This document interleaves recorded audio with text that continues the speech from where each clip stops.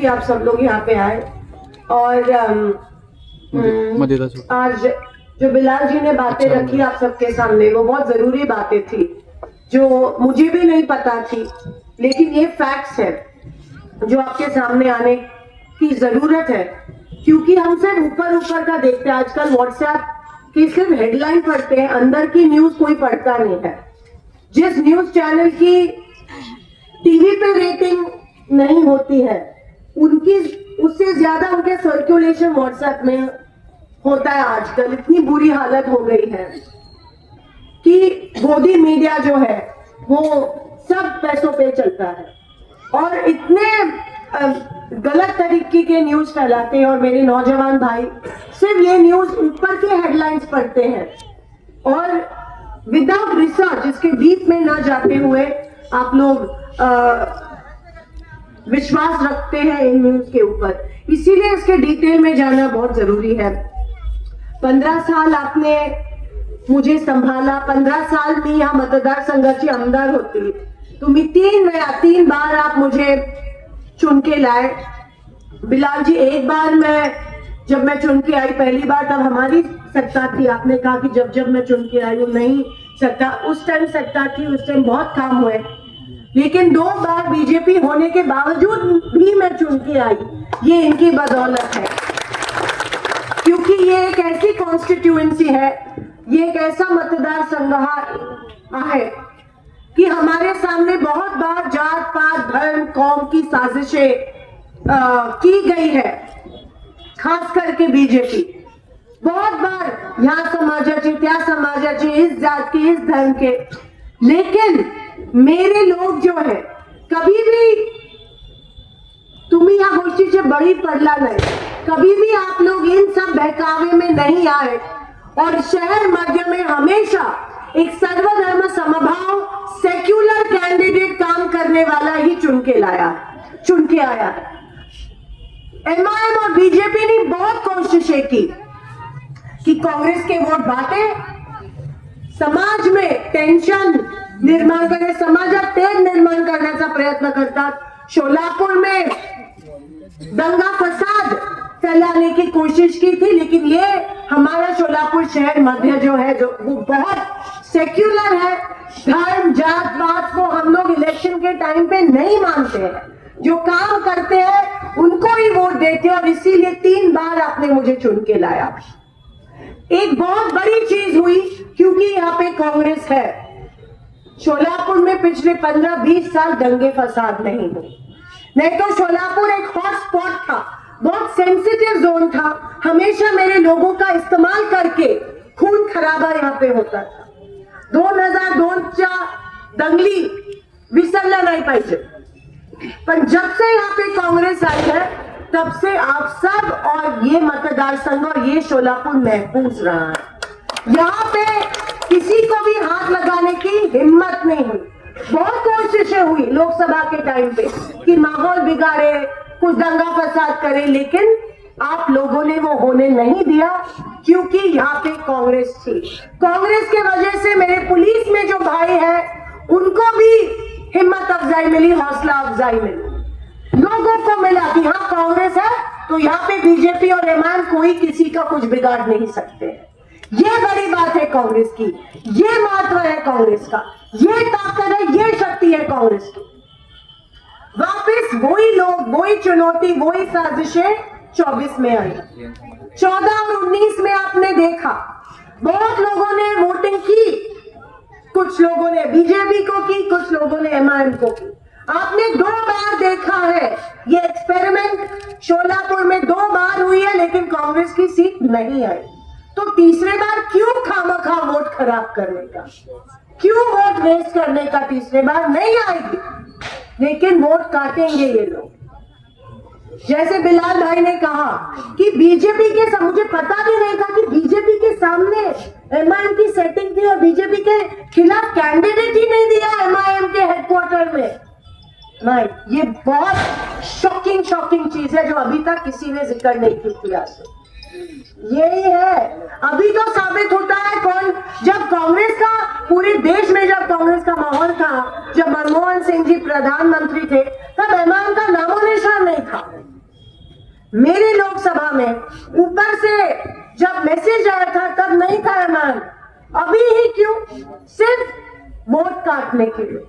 और इसीलिए मैं आपसे हाथ जोड़ के विनती करती हूँ, इस मतदार संघ को मैंने छोटे बच्चे की तरह संभाला है 15 साल। मेरा और आपका नाता कोई मतदार और आमदार और खासदार का नहीं है। मेरा और आपका नाता माँ और बेटी का नाता है। मेरा और आपका नाता भाई और बहन का नाता है। मेरा और आपका नाता बहन और बहन का नाता है। बहुत अच्छे से मैंने ये नाता संभाला। आपने मुझे मेरे सुख, आपके सुख दुख में शामिल किया। कभी ईद के शिरकुंभा के लिए बुलाया, कभी दिवाळीसाठी बोलवलं। मी कभी जात पातीवर वोट मागितले नाहीये। मैंने कभी भी ये पाप नहीं किया। जात पात धर्म पे मैंने कभी वोट नहीं मांगा, ना शिंदे साहब ने मांगा, ना मैंने मांगा। वो पाप नहीं किया मैंने, क्योंकि मेरे जहन में कांग्रेस है। और कांग्रेस मुझे ये नहीं सिखाती है कि जात पात और धर्म पे कौन वोट मांगता है। जो काम नहीं करते हैं उनको ही जात पात धर्म के वोट मांगने की जरूरत पड़ती है। जो काम करते हैं उनको इन चीजों की जरूरत नहीं रहती है। जात पात धर्म ठीक है, किसी की शादी कर रहे हो तो ठीक है, मंदिर मस्जिद में ठीक है, इलेक्शन में क्या? आप लोग मेरे देश को में फंगस फैला रहे हैं। आप लोगों ने मेरे देश को कील लगाई है, ये भाजपा ने, आप लोग मतलब भाजपा ने। पहले मेरे देशवासी कभी ऐसे नहीं सोचते थे। मेरे देश के लोग हमेशा सर्वधर्म समभाव को वोट करते थे। भाजपा इधर आके, इमाम इधर आके मेरे वही लोगों को जात पात और धर्म के आधार पे सोचने को मजबूर कर रही है। इतनी गंदी हरकतें ये लोग कर रही है। लेकिन इसीलिए अभी ये देश, ये शोलापुर, ये मुल्क बचाने का वक्त आया है, और वो सिर्फ और सिर्फ आप कर सकते हैं, दूसरा कोई नहीं। आपके हवाले वतन साथियों, ये बहुत इंपॉर्टेंट जरूरी इलेक्शन है आपकी जिंदगी में, ये वाला। क्योंकि अगर भाजपा या इमाम आएंगी तो जीना मुश्किल हो जाएगा। देख लो मैं क्या बोल रही हूँ, जीना मुश्किल हो जाएगा। औरतों को अपने घर पे बाहर, घर से बाहर पढ़ने को बहुत मुश्किल हो जाएगा। क्योंकि यही वो भाजपा है जो छोटी बच्चियों के ऊपर अन्याय करती है, अत्याचार करती है, उनके ऊपर बलात्कार करती है। यही वो भाजपा है जो खून खराबा करती है। यही वो भाजपा है जब महिलाएं कॉलेज जा रही होती है तब उनके ऊपर अत्याचार करती है। इनकी इतनी घिनौनी सोच है। और जब भाजपा इस देश में है तो कांग्रेस एक ही पार्टी है जो भाजपा को टक्कर दे सकती है। दूसरी कोई भी पार्टी इनके सामने टिकने वाली नहीं है, बल्कि इनकी मदद करके सिर्फ शोर शराबा और दंगे फसाद फैलाने वाली है। मैं आप सबका तहे दिल से शुक्रिया अदा करती हूँ कि आपने वन साइड लोकसभा में मुझे वोट की, वन साइड वोट किया। मैं आपका तहे दिल से शुक्रिया अदा करती हूँ। मेरा भी कुछ देना बनता है कि नहीं आपकी तरफ। और इसीलिए मैंने तय किया था कि बाबा मिस्त्री को टिकट देना चाहिए। साहब ने और मैंने तय किया था, गुलाम भाई, कि बाबा मिस्त्री 100% ये सीट निकालते थे। सर्वे में उनका नाम 1 नंबर पे आ रहा था, लेकिन पता नहीं क्यों बाबा मिस्त्री नहीं बोले। हमने चेतन भाऊ को भी घर पे बुला के समझाया था कि इस टाइम उनको देना पड़ता है, क्योंकि हमारा फर्ज बनता है कि आपको कुछ तो वापस देना पड़ता है। लेकिन बाबा मिस्त्री पता नहीं उनके मन में क्या था। शायद आप सब लोग उनको थोड़ा धक्का देते, थोड़ी हिम्मत अफजाई करते तो वो खड़े रहते, पर तब नहीं की। ऐसे टाइम पे ही एक रहने की जरूरत होती है शोएब भाई। लेकिन पता नहीं उनके मन में क्या था। पूरी ताकत कांग्रेस पार्टी उनके पीछे लगाने वाली थी, लेकिन वो दूसरे मतदार संघ में, दूसरे पार्टी में चले गए। मैं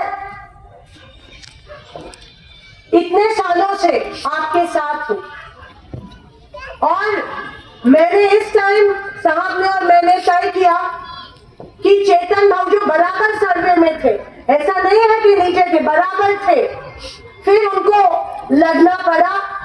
चेतन भाऊ एक गिरनी कामगार का बेटा है, बहुत गरीब परिस्थिति पे मात करके 5 बार नगर सेवक